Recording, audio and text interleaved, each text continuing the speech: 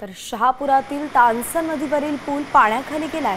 नदीनं धोक्याची पातळी ओलांडली आहे। तानसा धरणाचे एकूण 35 दरवाजे उघडले गेले। धरणातून 38,684 क्युसेक वेगाने पाण्याचा विसर्ग सुरू आहे, त्यामुळे पूर परिस्थिती निर्माण झाली आहे।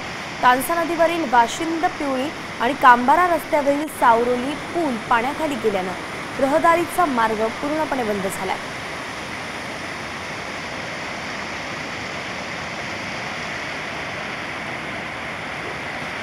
दिवसांपासून शहापूर तालुक्यात मुसळधार पाऊस बरसत आहे। याच मुसळधार पावसामुळे अनेक धरणं ही काठोकाठ भरल्यानंतर धरणांचे दरवाजे देखील उघडण्यात आले आहेत। आपण सध्या उभे आहोत तानसा धरणाच्या नदी शेजारी आहे। तानसा नदीचे एकूण तानसा धरणाचे एकूण 35 दरवाजे हे उघडण्यात आले असून एकूण 38,000 पेक्षा जास्त प्रमाणात पाण्याचा विसर्ग सुरू आहे।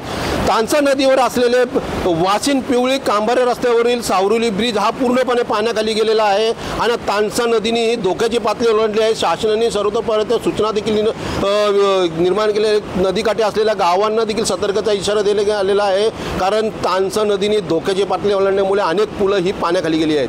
फैयद शेख, साम टीव्ही, शहापूर।